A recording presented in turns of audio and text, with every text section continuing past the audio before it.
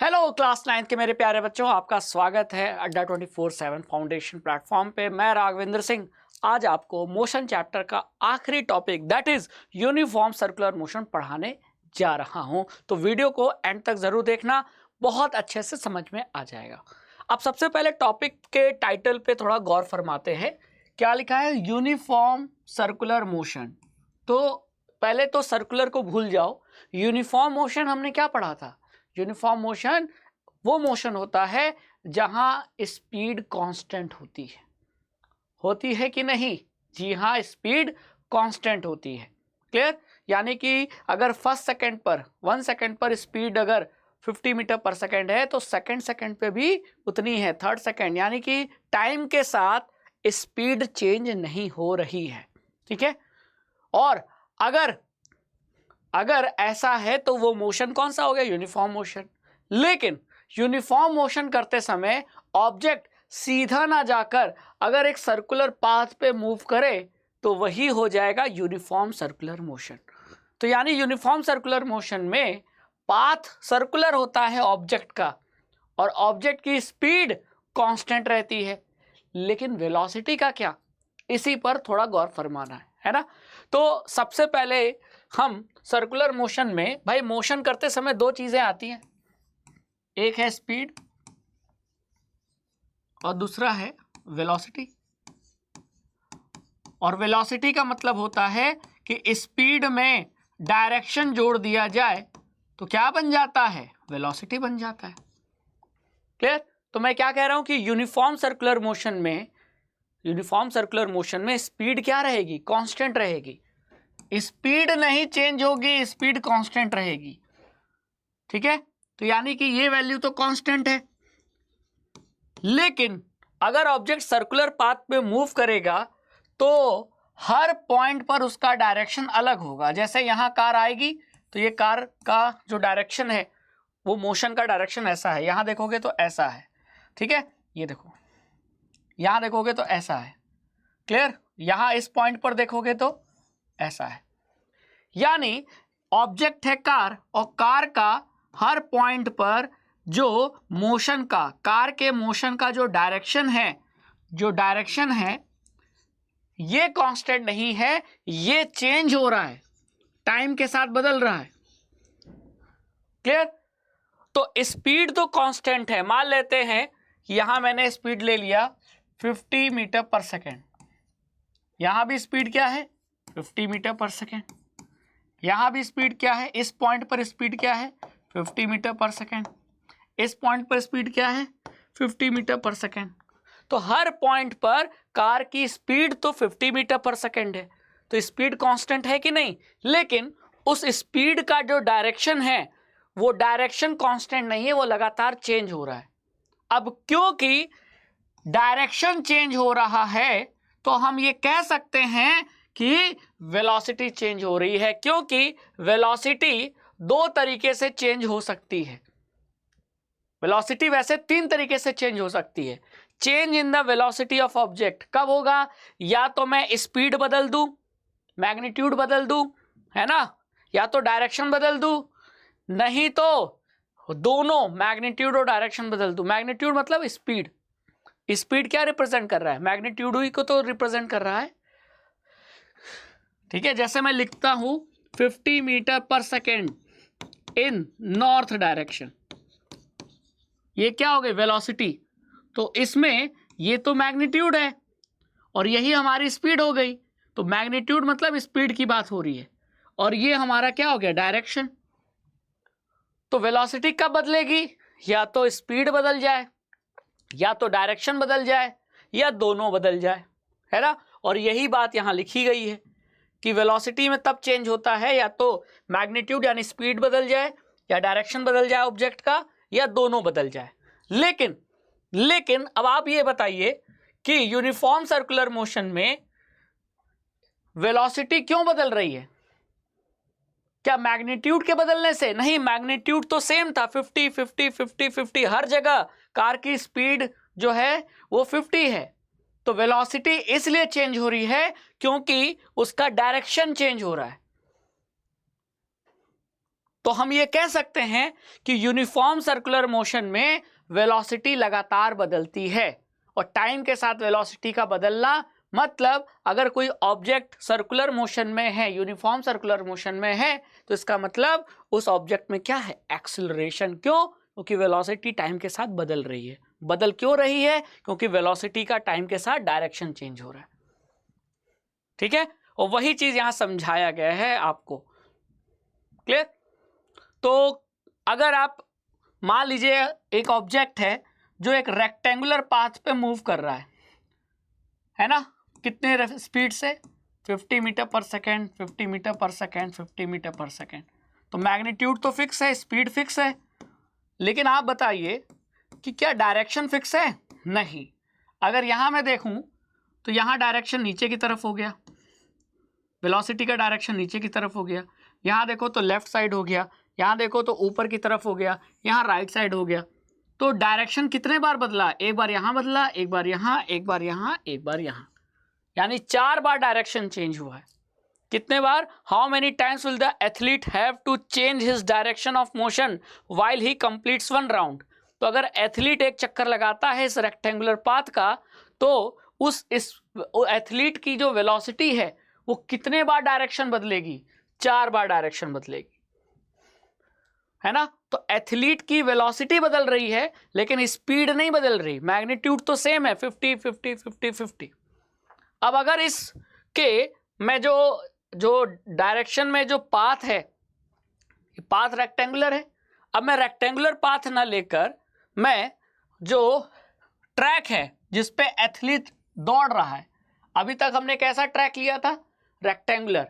अब मैं एथलीट का जो ट्रैक है वो रेक्टेंगुलर ना लेकर मैं हेक्सागोनल शेप का ले लूं तो देखिए एथलीट शुरू किया यहां से दौड़ना, आया डायरेक्शन चेंज, फिर यहां डायरेक्शन चेंज, फिर direction change, direction change, direction change, direction change.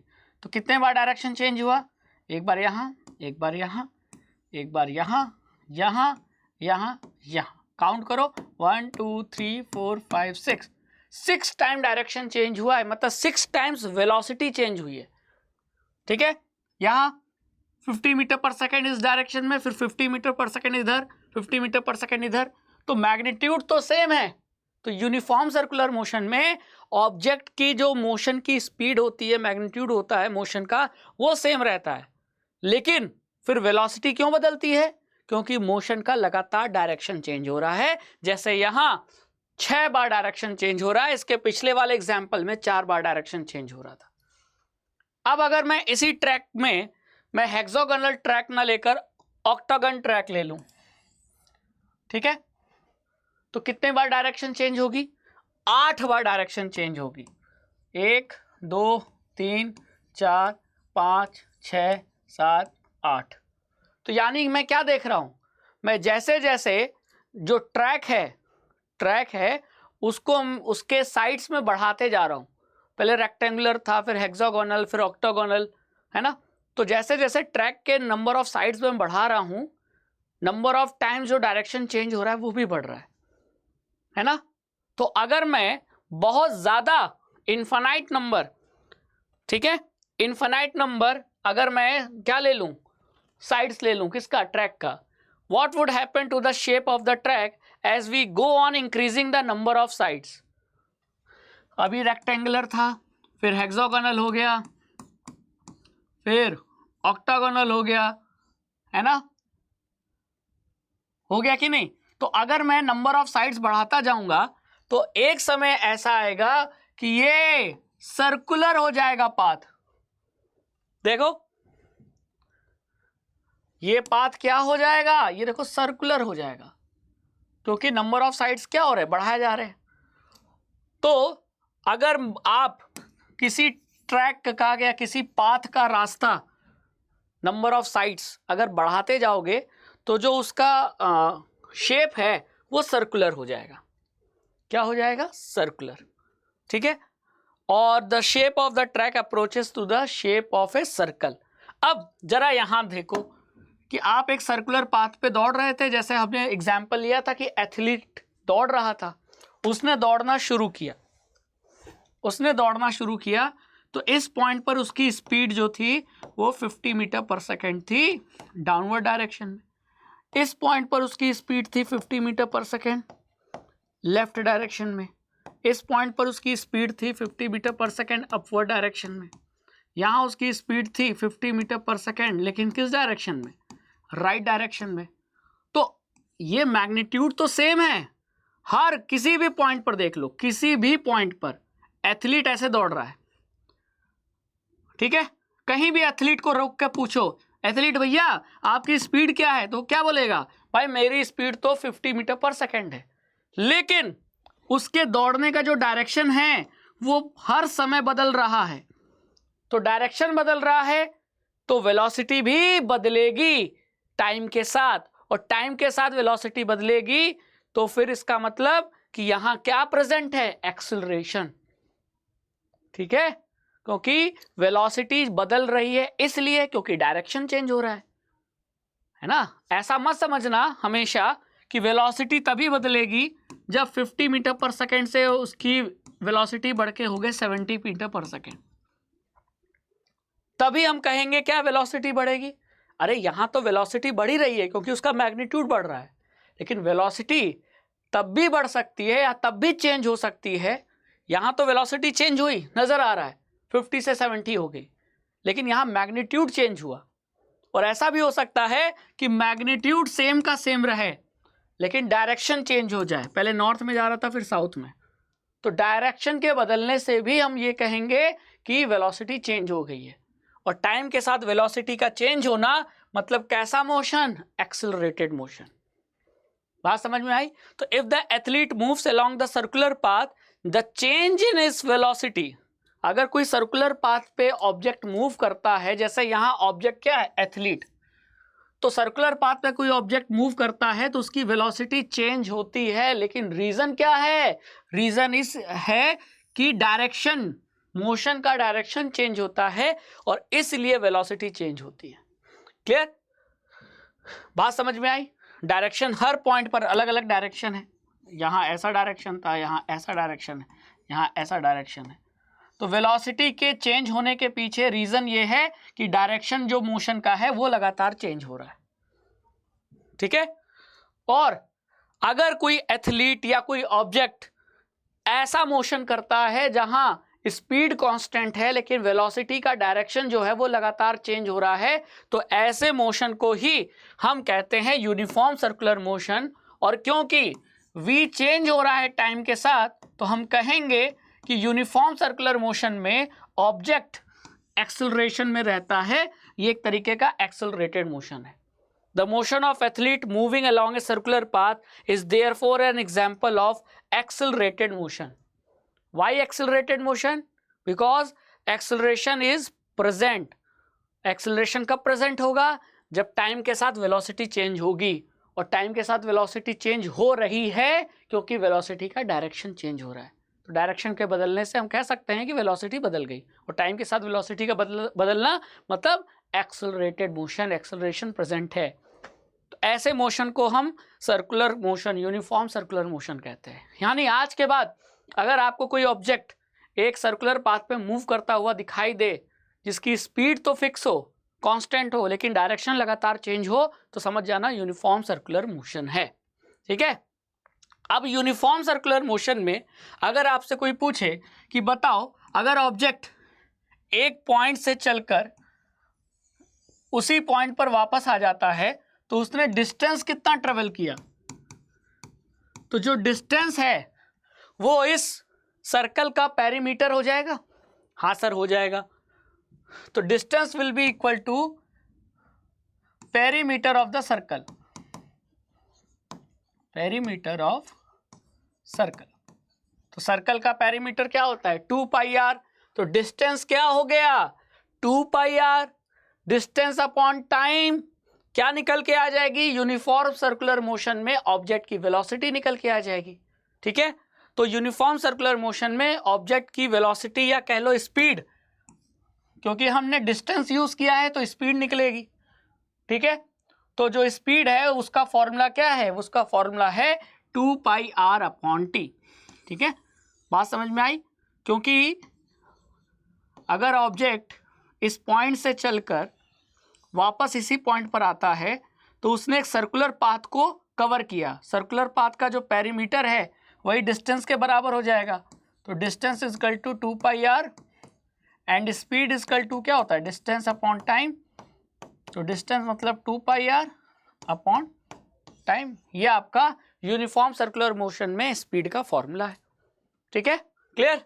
तो आई थिंक अब आपको काफ़ी अच्छे से समझ में आ गया होगा। लेकिन अब हमारे प्रैक्टिकल लाइफ में यूनिफॉर्म सर्कुलर मोशन का कुछ एग्जाम्पल तो होगा, वो एग्जाम्पल देख लेते हैं।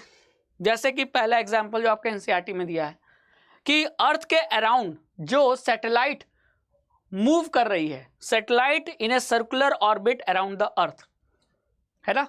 तो अर्थ और कम्युनिकेशन के लिए सैटेलाइट का यूज़ करते हैं। मैच हो रहा है दुबई में, हम अपने घर में देख रहे हैं, तो वो टेलीकास्ट कैसे, वो सिग्नल कैसे आ रहा है, सैटेलाइट की मदद से, है ना। तो सैटेलाइट अर्थ के साथ साथ चारों तरफ उसके घूम रही है सर्कुलर पाथ में। तो ये भी यूनिफॉर्म सर्कुलर मोशन का एग्जाम्पल है। दूसरा एग्जाम्पल क्या है, motion of moon around earth. Moon यानी चांद, चंद्रमा हमारे अर्थ का चक्कर लगाता है। जैसे अर्थ सन का चक्कर लगा रही है ना, जैसे अर्थ सन का चक्कर लगा रही है, उसी तरह अर्थ का चक्कर मून लगा रहा है। तो मून भी यूनिफॉर्म सर्कुलर मोशन कर रहा है। एग्जाम में आएगा, ये एग्जाम्पल आपसे पूछे जाएंगे, लिख सकते हो। क्लियर। और अगला है, जैसा आप लोग गेम कभी खेला होगा, गांव के बच्चे तो अक्सर खेलते हैं कि एक पत्थर लिया, ठीक है, पत्थर का टुकड़ा, क्लियर, और उस पर धागा बांध दिया, रस्सी बांध दिया, और उसको आप ऐसे नचाइए। तो हमारा ऑब्जेक्ट क्या हो गया, पत्थर। पत्थर घूमेगा तो एक यूनिफॉर्म सर्कुलर मोशन करेगा, सर्कुलर पाथ में घूमेगा, जिसकी स्पीड तो फिक्स रहेगी लेकिन डायरेक्शन वेलोसिटी का लगातार चेंज होगा।